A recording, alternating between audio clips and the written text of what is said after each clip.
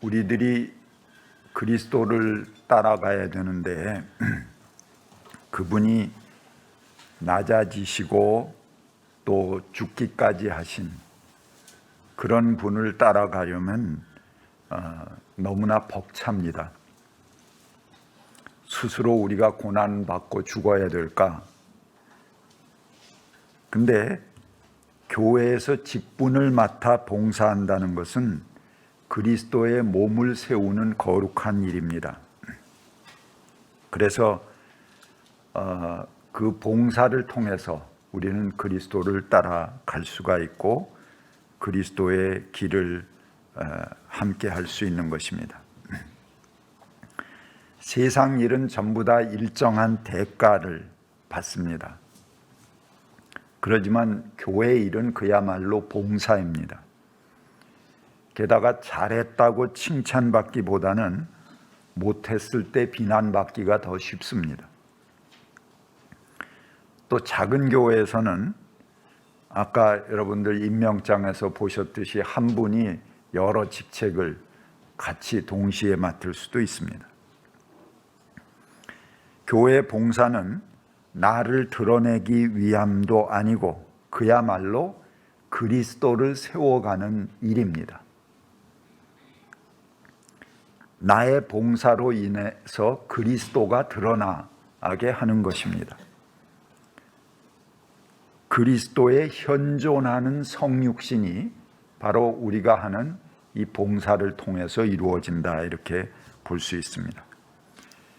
교회의 직분자는 그분이 봉사하는 그 봉사로 인해서 그리스도의 낮아지심과 죽으심을 따라가는 것입니다.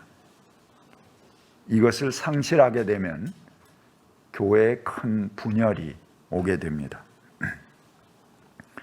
그리스도를 따르는 일은 나의 건강, 나의 힘, 나의 경제력이 남아서 하는 것이 아닙니다. 하나님은 쓰고 남는 것을 받지 않으십니다. 내 힘이 남아있는 한 그분을 위해 봉사하는 것입니다. 또 나의 생명이 존재하는 한 주님께 드려야 할 것입니다. 우리는 대개 내가 경제적 여유가 생기면 봉사도 많이 하고 헌금도 많이 하려고 했는데 그렇게 말합니다. 근데 하나님은 많이 하기를 바라지 않으십니다. 왜? 그런 여유는 평생 마음만 먹는 것이지 그렇게 생기기가 어렵습니다. 그냥 지금 이 자리에서 내가 할 수 있는 것을 찾아내서 하는 것입니다. 바울은 그리스도의 몸을 우리들 각자 개개인이라고 말하지 않았습니다. 우리가 모여서 이루어지는 교회, 그것이 그리스도의 몸이다 그렇게 이야기했습니다. 왜냐? 우리들 각자 개개인은 여러 가지 한계를 가지고 있고 부족한 점이 많습니다. 그러나 그 부족한 개인들이 모여서 이루어지는 교회는 서로 부족한 점들을 상쇄해 가면서 그리스도의 일을 감당해 갈 수 있기 때문에 그렇습니다. 함께 모여서 거룩한 뜻을 세우고 그 비전을 분담해서 함께 실행해 가는 일, 그런 일을 통해서 우리 그리스도의 몸은 이 땅에 현존하시게 되고 그게 성육신이 되는 것이죠.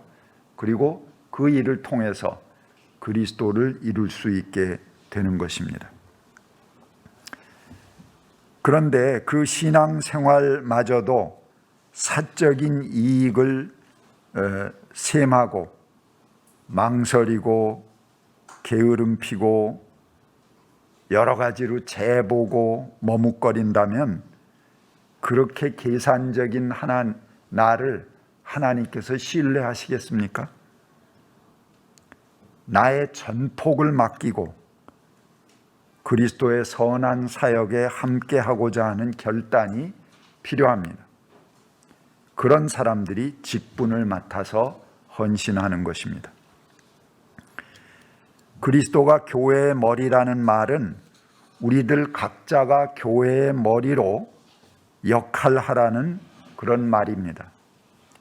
내가 살면 교회는 움직입니다. 내가 죽으면 교회는 송장이 됩니다. 그리스도는 그리스도를 따르는 우리들 하나하나를 통해서 교회를 이끌고 움직여 가십니다. 그리스도는 교회의 머리 되는 우리들의 총체적인 머리, 그 머리들의 중심이십니다. 오늘 이 해오름 예배로 청소년들과 함께 예배하기 때문에 제가 미래 시대에 대한 이야기를 좀 해보려고 합니다. 연초에 제게 원고 부탁이 왔습니다. 메타버스와 교회라는 제목으로 글을 써달라는 것입니다.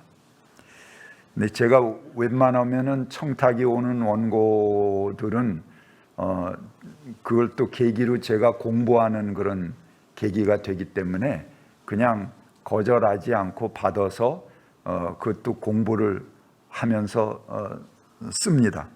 스스로에게 숙제를 주는 것이죠.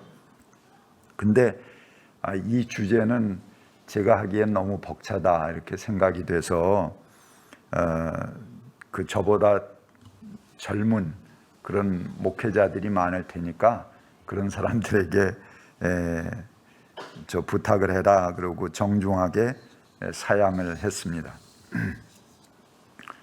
네, 오늘은 아마 그 얘기를 조금 제가 여러분들에게 해보려고 합니다. 메타버스 요새 뭐 굉장히 많이 이야기를 하죠. 근데 메타라는 것은 가상이다, 초월이다 이제 그런 의미를 가지고 있고, 버스 하는 것은 유니버스 하는 말하고 이렇게 신조어죠. 합성어입니다. 그래서 가상에 있는 우주, 가상에 있는 세계라는 그런 의미입니다. 제가 아주 쉽게 여러분들에게 접근할 수 있도록 좀 설명을 해보겠습니다. 여러분 구글의 그 맵, 구글 맵에 들어가시면은 스트리트 뷰라는 것이 있습니다.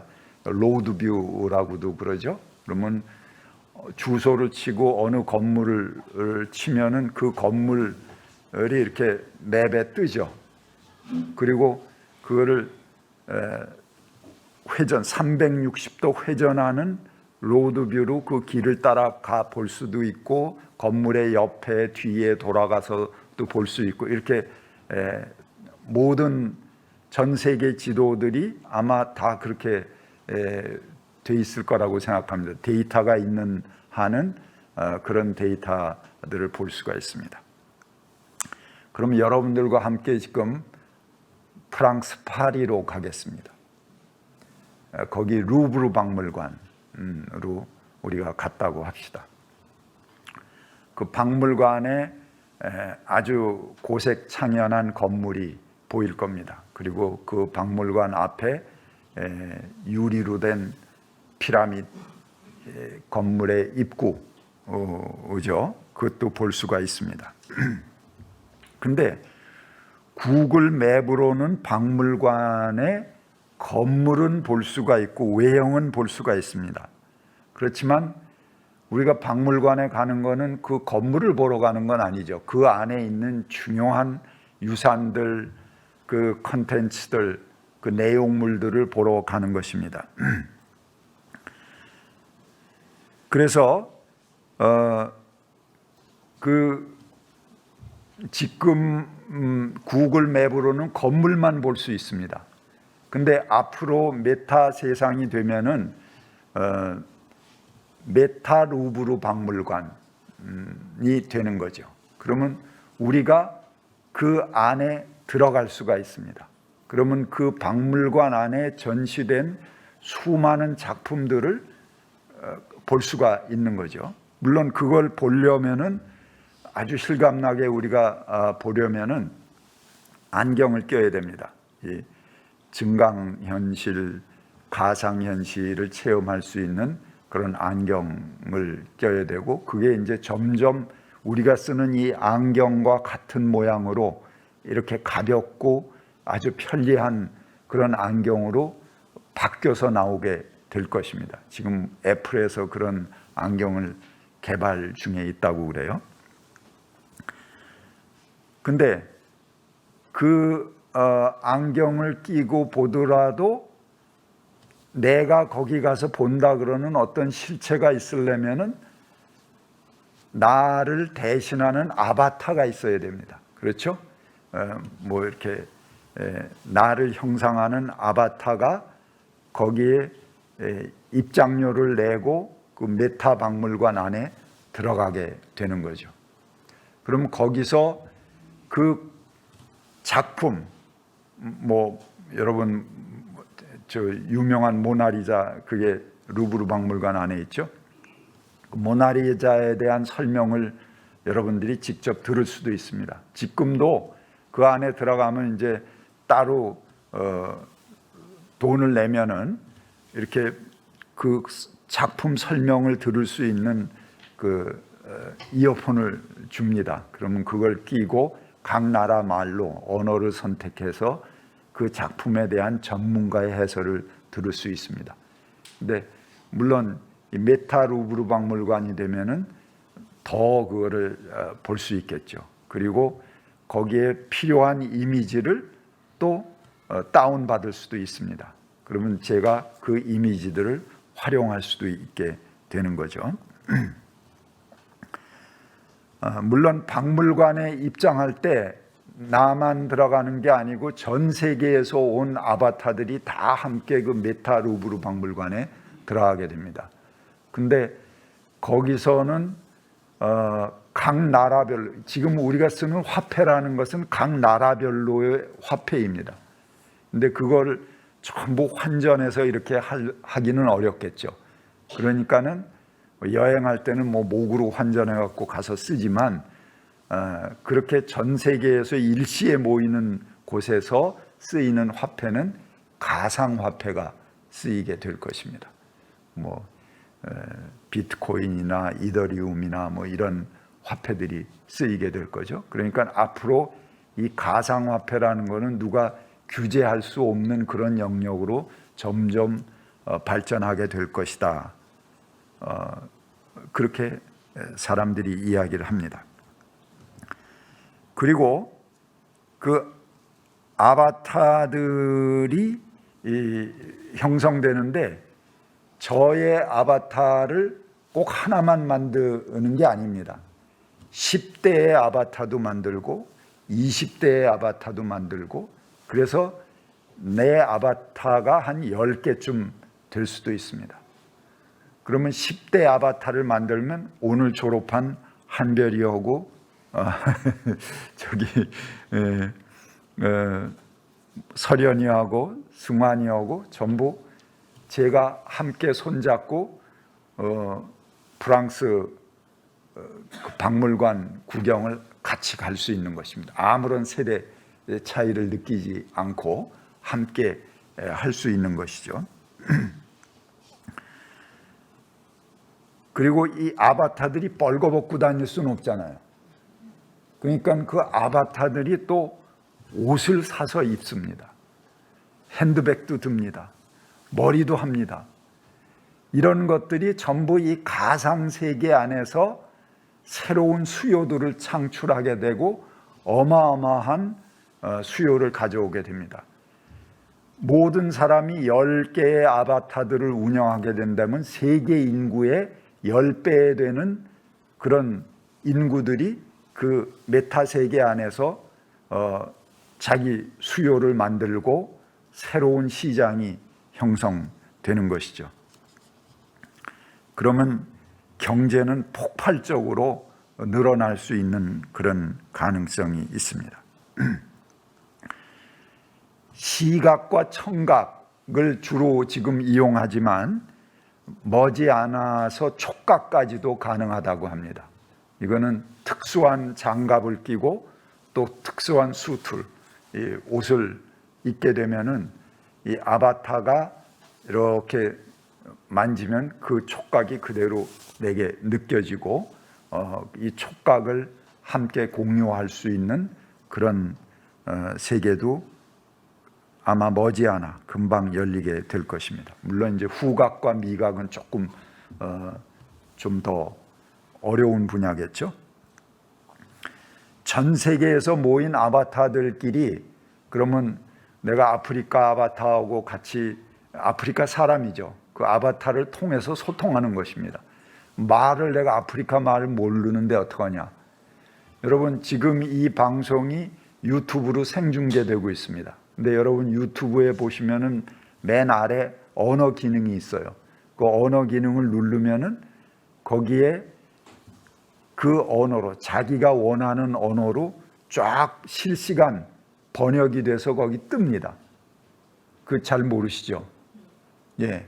그렇게 보면 전 세계에서 지금 제 이야기를 그대로 생중계해서 볼 수 있고 소통할 수 있는 것입니다. 뭐 지금도 그런데 그때 불가능하겠어요? 그대로 모든 언어들이 실시간으로 소통 가능합니다.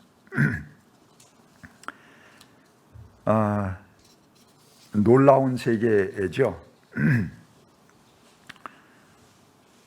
그리고 아까 아바타가 핸드백을 든다 그러는데 그 핸드백 이미지죠. 그렇지만 그 이미지도 오리지널이 있고 복제품이 있습니다. 오리지널 이미지는 오리지널 이미지의 가격으로 거래를 할 수가 있습니다. 그리고 그 복제가 100개가 됐다 그러면 그만큼 가격이 싸지고 내가 그걸 산 사람은 또 그것을 복제품을 팔 수 있는 그런 자격도 생긴다고 합니다. 그런 것을 NFT라고 그래서 요새 굉장히 많이 설명을 합니다. Non-Fungible Token이라고 그래서 대체 불가능한 토큰이다.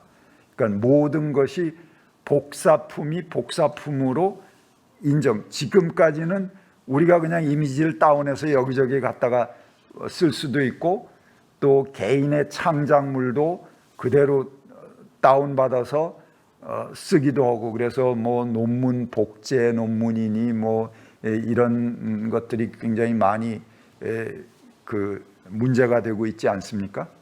근데 이런 NFT 기술이 적용되면은 복제한 거는 복제했다는 게 탁탁탁탁탁 거기 찍히게 됩니다. 몇 번째 복제했다.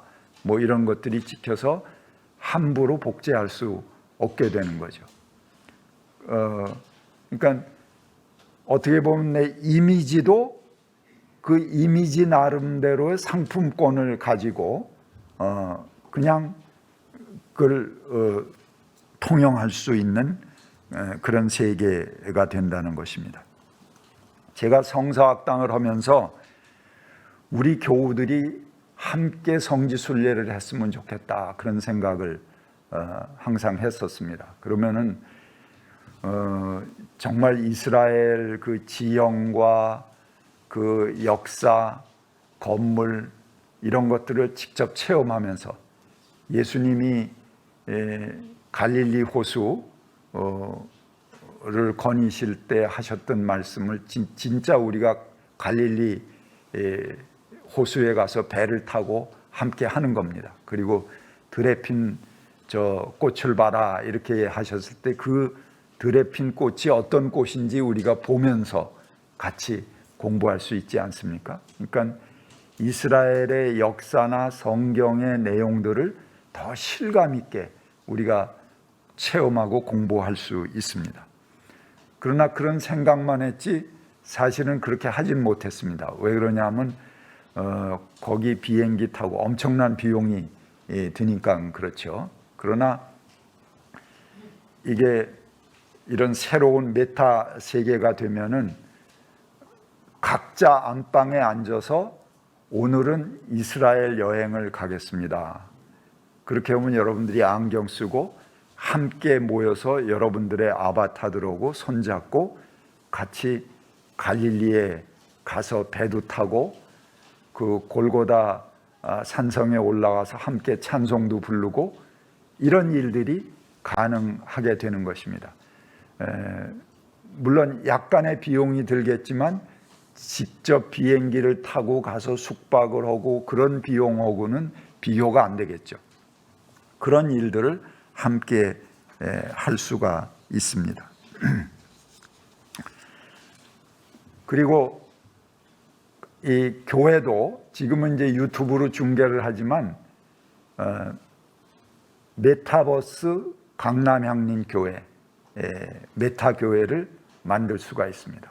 그러면은 그 안에 입장하는 사람은 전 세계에 어떤 사람이 들어오든지 계속 24시간, 일주일 동안 우린 한 번 예배하지만 계속해서 그 예배를 재현할 수 있습니다.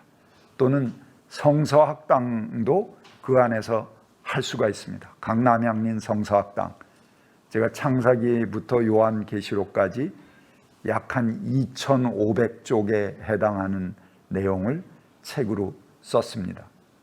그럼 그 내용들을 기초로 하고 거기에 여러분들과 또는 성서학자들 또 어떤 역사적 경험들 이런 것들을 그 플랫폼 안에 전부 덧붙일 수도 있고 수정할 수도 있고 해서 들어갈 수 있습니다. 그러면은 아주 새로운 성서 해석, 생명과 평화의 관점에서 성서를 쭉 볼 수 있는 새로운 플랫폼이 강남향림 성서학당을 통해서 깔리게 되는 것입니다. 그러면 전 세계 사람들이 그 안에 들어와서 정말 그 생명과 평화의 관점에서 이 성서를 보려면 강남향림 성서학당을 들어가면 된다. 그러면 전 세계의 새로운 필요들이 거기에 함께 모이게 될 것입니다. 그럼 그 교회를 여기 송파구 오금동에만 갖는 게 아니고 필요하다면 인도 사람들이 많이 그런 걸 찾는다. 그러면 인도에도 세울 수가 있습니다. 파리에도 세울 수 있습니다. 그런 새로운 공간 안에 교회를 세우고 또 그런 일들을 해나갈 수도 있는 것입니다.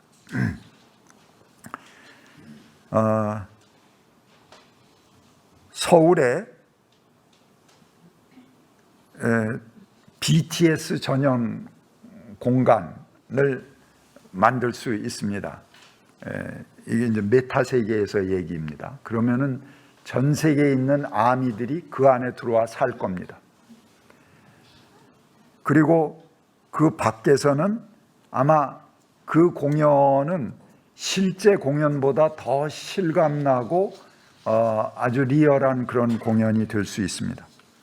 가상 공연장 옆에서는 세계 평화와 환경을 지키기 위한 캠페인도 하고 유일한 분단국인 한반도 통일을 위해서 전 세계 정상들에게 편지를 써서 띄우기도 하고 사물놀이 공연장도 만들고 오징어 게임 체험장도 만들고 또 지구 환경을 위한 실천들도 하나씩 약속하고 할 수 있게 하고 이런 가상 체험이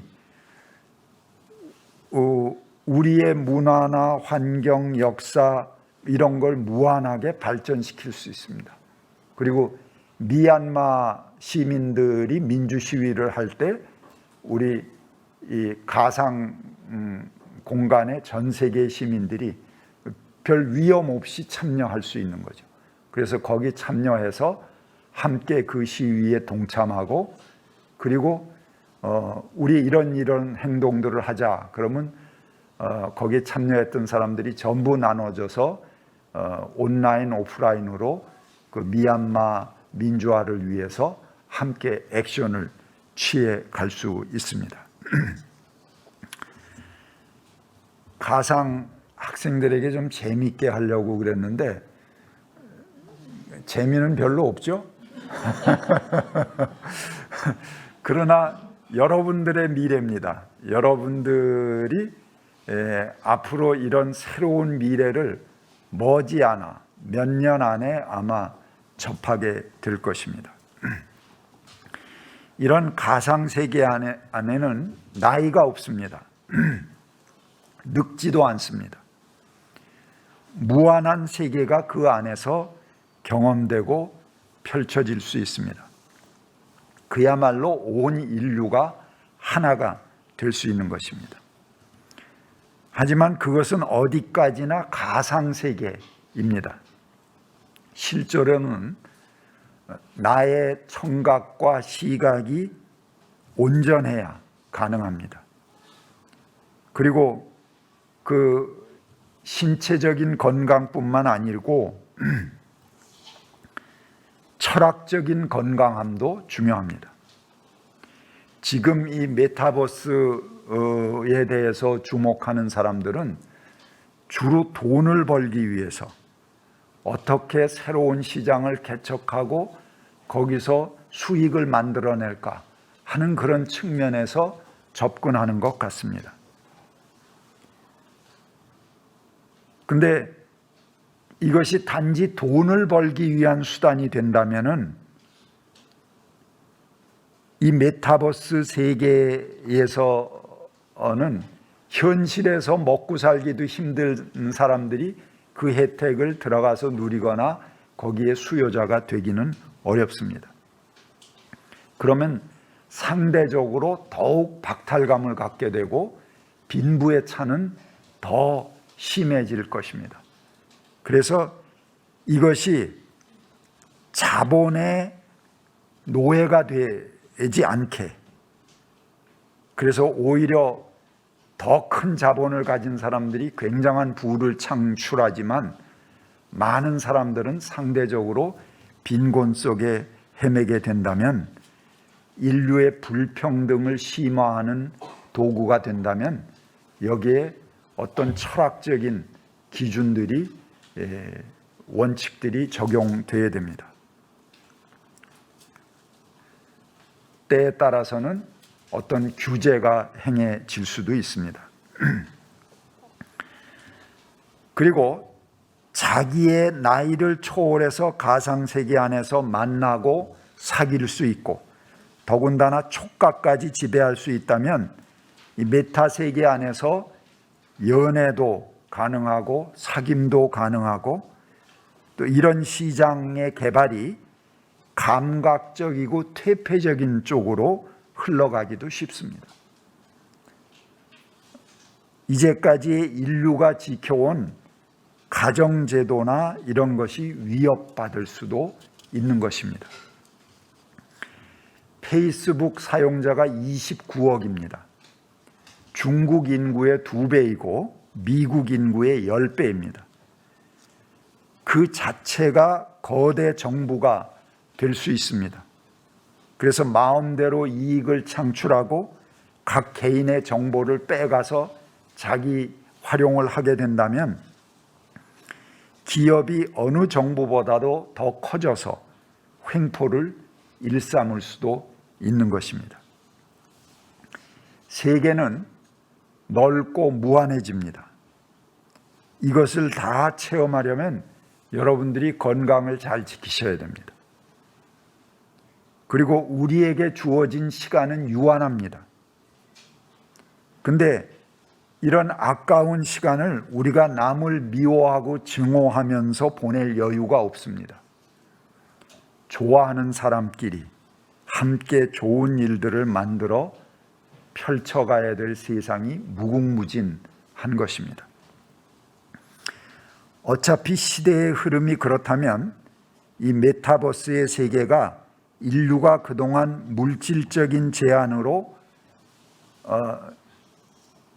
펴지 못한 상상력들, 실행해 보지 못한 그런 꿈들, 이런 것들을 과감하게 실현할 수 있는 도구가 되게 해야 됩니다. 그래서 이런 경험들이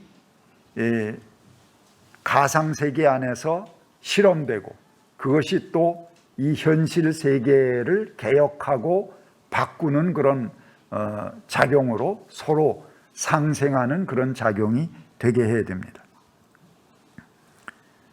뭐 우리가 생각은 했는데 실행하지 못한 제도들 굉장히 많죠. 사회적인 그런 개혁들, 새로운 제도와 사회에 대한 구상들, 뭐 이런 유토피아에 대한 구상, 새로운 꿈, 뭐 기본소득 뭐 이런 것도 굉장히 논란이 많지 않습니까? 근데 그 메타 세계 안에선 과감하게 그런 것들을 실행할 수 있습니다. 그것을 동의하는 사람들이 그 안에 하나의 공동체를 형성하고 또는 하나의 가상 국가를 만들 수도 있습니다. 그래서 그 안에 주민으로서 그런 제도들을 과감하게 실행할 수 있습니다. 그리고 거기서 행한 오류들을 수정해 가면서 현실에 적용할 수 있는 것입니다. 이렇게 될 때 인간의 창의력은 날개를 달고 무한한 상상력을 현실화시킬 수 있을 것입니다. 지금까지의 현실 세계에서는 무한 복제가 가능합니다. 그래서 자본을 가진 사람들이 중소기업의 아이디어를 훔쳐갖고 자기들이 막 상품화하고 그들을 죽이고 그런 일들이 가능했습니다. 그런데 아까 그 NFT의 기술이 적용되면은 아주 작은 창작물이라도 그 창작물이 인정받을 수 있습니다. 그리고 그것을 함부로 복제해 갈 수 없는 저작권 보호를 받는 것이죠. 그러면 창의력을 가진 사람들이 인정받는 그런 새로운 창조의 세계가 열릴 수도 있는 것입니다.